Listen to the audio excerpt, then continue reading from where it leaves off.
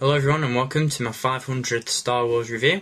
Today we're going to take a look at something a little bit special. You may remember that back in November of 2008 I gave you a look at a sort of a work in progress project. You may remember that a while back myself and my dad were working on a Scratchbuilt, which means it was completely made by hand, E-11 Stormtrooper blaster rifle. Well, this review is going to be about the finished product, and we're going to dive straight into taking a look at this thing. So I'm going to do this in sort of, not segments as such, but I'm going to cut the video up and edit it together and give you a look at it in as much depth as I can. But obviously I'm going to start out the review, as I always do, in front of the camera. So here is the blaster itself. Now you may remember when I gave you a look at this back in November of 2008, this was just a metal skeleton really. There was no detail on it, it was just the basic structure of the weapon. But as you can see, the entire thing's been assembled, painted, and details have been added. You may also remember that in my 400th review that I did at the Doncaster Toy Fair, this was actually on display at my stall, so you've actually seen this thing in action. You may just not know it yet. So there it is. As I said, this thing is completely and utterly made by hand. This isn't a bought replica from any company that produces props. This is completely handmade. My dad is an engineer, and he's got a lot of access to some metal, not editing, because you don't edit metal really, do you? You sort of manufacturing machines, I guess you could call them. They bend metal and foam shapes and stuff like that, and basically my dad was able to create this entire thing using those machines at his work. Certain things have been recycled from existing parts, such as the cable on the above the counter there. That's obviously just pieces of wire and all that kind of stuff, and the detail that you'll see on the grip, this sort of texture on the grip, is actually sort of a mat from a pair of weighing scales. Basically my dad just cut that off and then attached it to the grip and sanded it down to blend it in, and as you can see, it's done a fine job. And the entire thing is held together by metal bolts, so it's nice and sturdy and doesn't fall apart, thankfully. And honestly, it really is prop replica quality. As you can see, it's weathered as well with paint chips all around it. It was basically given a base coat of silver and then gone over that with black, and then just rubbed away some of the black paint to reveal some of the silver underneath. Obviously you've got the scope there as well, which was covered in gold paint first, as I believe these scopes on these blasters in the films were made out of brass or something like that. And also on the back there, I don't know how well it's going to show up on the camera due to the light, but there's also a sort of targeting reticle, as you can see. It doesn't really show up very well because it's sort of reflective material that's being used, but behind that there is sort of a detail of a targeting reticle with Arabic writing on it and a target computer and all that kind of stuff. And then you also see at the side you've got a counter, which does indeed light up, and as you can see there's a switch underneath. You just give that a flick, and it doesn't really show up particularly well due to it being very light in my room at the moment, but you will see there that the lights flash up and down. I think that's the ammo counter. It basically tells you how much energy is left in the rifle. And of course, what Stormtrooper rifle would be complete without blaster noises?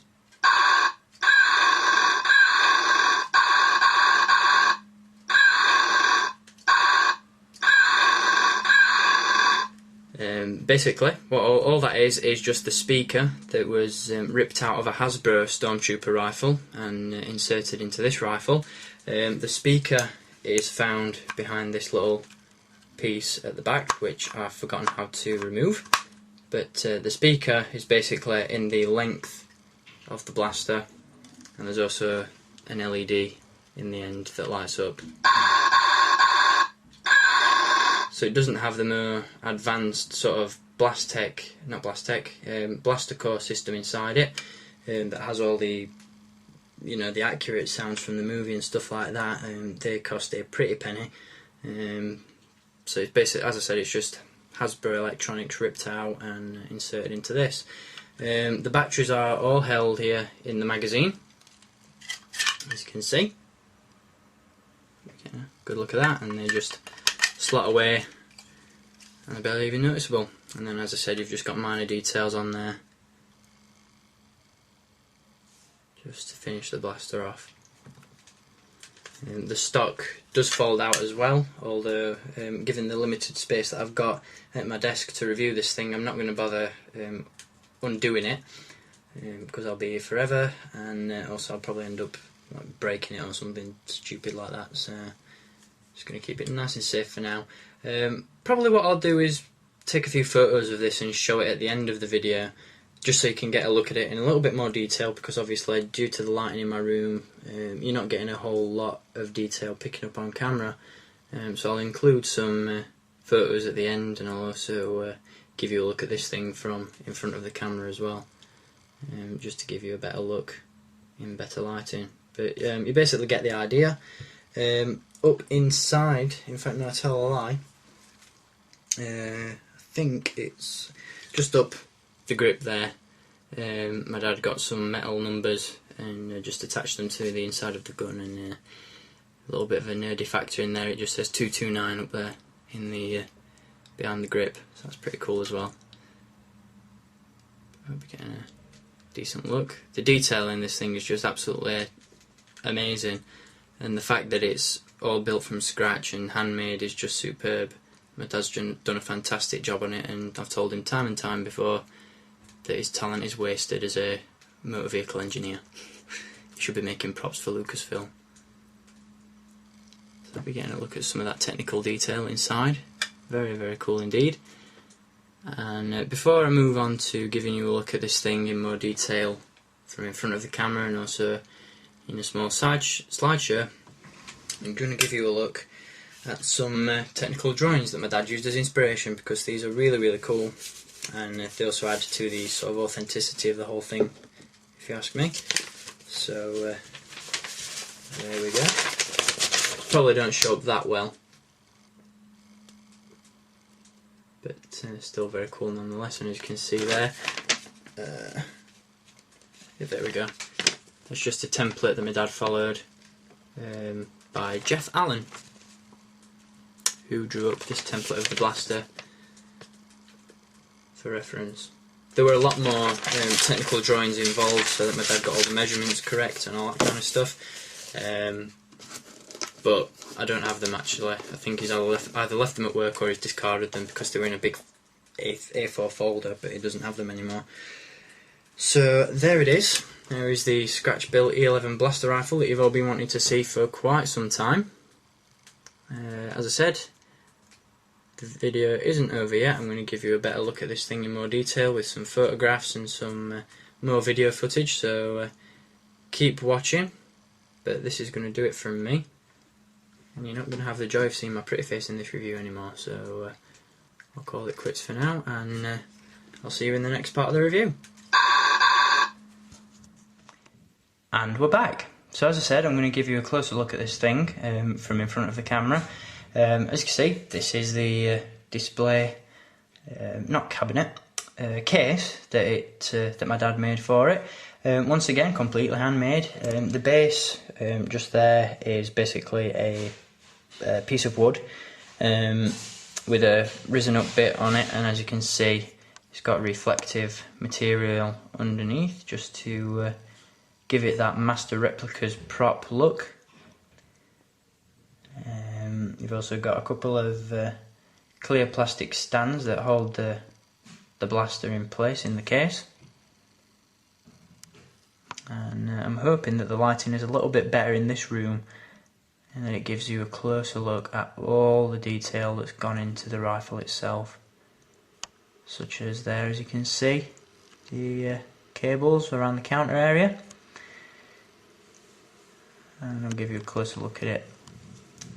Still on the stand, but with the case removed, so if you just want to bear with me while I take that off. As you can see, it's very heavy. It's not perfect. I mean, you know, there's small very small cracks on it and stuff, because this is all made from Perspex. It's, as I said, it's all made from scratch. It's all been sealed together. It's all separate individual pieces, but it still looks pretty damn good if you ask me. So as you can see there, you're getting a better look at the blaster. Tried to put it against a neutral background so all the detail stands out. So picking up the camera, we're going to take a closer look. So there you go. The lighting really shows off the weathering, I think. As you can see, you've got all the sort of silver chips all around this thing. Even small minor details, oh, you can see my face. Even small minor details such as the grooves on the magazine, they're all you know, put in by hand as well. Every single element of this rifle, except for a few minor details, are all constructed by hand, and I really can't emphasise that enough. As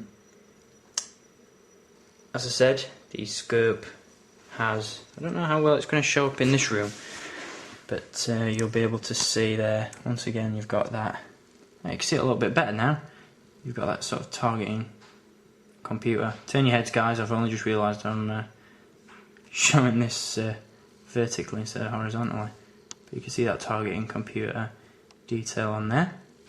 And then obviously, as I showed you in front of the camera, we've got the ammo counter down the side.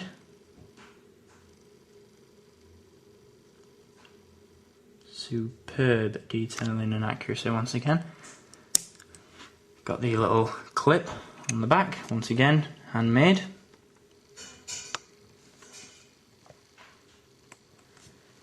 Got the rubber, I forgot what they're called, not runners as such, but the sort of rubber tracks, T-tracks, that's what they're called, running up the barrel of the gun, and obviously underneath that you've got the holes that were drilled in. You can just make them out underneath the T-track there, and as you can see obviously you've got all the weathering on those as well. And then you've got that, sorry, tilt your heads again guys, you've got the LED light at the end of the barrel as well.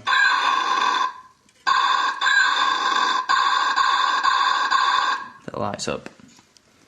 It's really cool that this thing has sounds in it. I think that really adds to the realism of the blaster.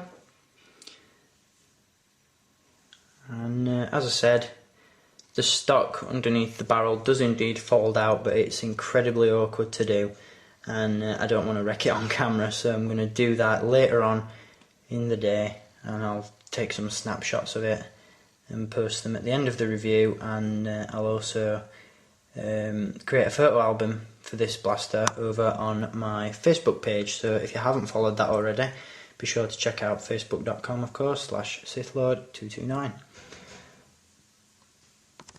So if we give the rifle a spin and take a look at the other side, not quite as much detail going on this side, but again this is where the speaker is stored. In fact the speaker is just in this bit there, behind the silver tubing area there, and that comes back, and as you can see you can appreciate the stock a little bit more from this angle.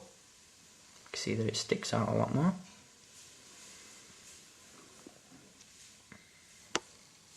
And in this end of the scope you've also got a piece of glass with that red reflective material inside. So it's minor details like that, in my opinion, that make this thing just rock, personally. It's an awesome piece. I'm totally and totally thrilled with it. So if you've been watching my reviews basically since the beginning, and you saw my review on the Han Solo replica blaster that he partially constructed himself, then this thing, no offence, but really puts it to shame, because the detail, the attention to accuracy, and just the overall look, and the fact that this thing is hand constructed, hand built completely and utterly, is just amazing. Utterly and truly superb. I've already had comments saying that my dad is a very talented man, but honestly, until you see this thing in the flesh, there is just no comparison. If you want really some hints onto how cool this thing is, and actually how heavy it is, considering that the majority of it is actually made of metal, then just ask my YouTube friends Bershek71 and Daniel East 1000, as they've actually seen this thing in the person, and they've actually held this as well, and I think they'll vouch for the fact that this is bloody heavy. So they're one of only few people to have actually seen this thing in person and to have appreciated its absolutely incredible detail. As I said, superb details such as the counter on the side and the sounds in it, and just the small pieces of reflective red material in the scope. Absolutely awesome. Now, I don't actually know all the technical lingo for a lot of the goings on inside this weapon and a lot of the things that we used to construct it, because it was kind of kept secret from, well, it wasn't kept secret, but you know, my dad worked on it while he was at work, and he was doing work on it while he was outside in the shed and then taking it to work the next day. So you know, it was very rare that I'd actually get to see this during its progression stages, so I don't actually know a lot of the things that we used. I tried to coax my dad into coming on camera and actually explaining how he made it, but he's camera shy, so he chose not to. But absolutely superb piece, and if we look in the reflective piece, you can actually see all the underneath and the underworkings of the blaster as well. Phenomenal piece, absolutely superb.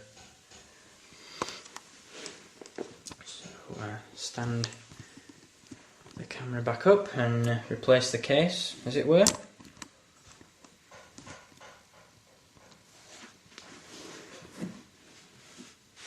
Oops, don't want to damage it.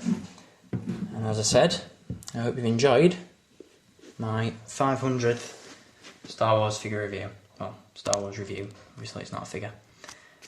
Superb item, something I'm very lucky to have, and certainly a one-of-a-kind piece.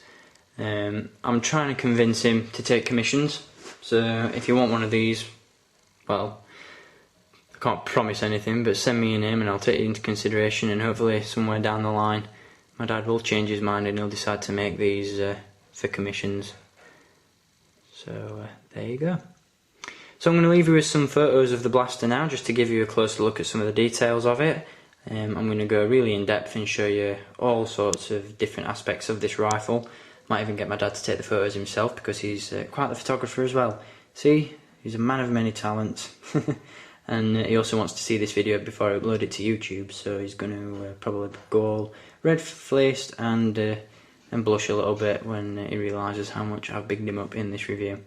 So, Dad, if you're watching, which I know you are, thank you so much for creating this thing. I think a bottle of wine is in order.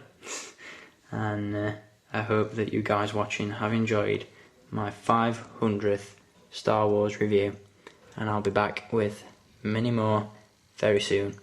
So I want to thank you all for watching. Thank you for the continued support. Obviously, without the all the viewers and the comments coming in and the subscriptions that I constantly receive, you know, we probably wouldn't be at 500 videos, and I'd have probably given up a long time ago. So it's all down to you guys that I'm still here, and massive thanks goes out to each and every one of you. So I hope you've enjoyed watching this review.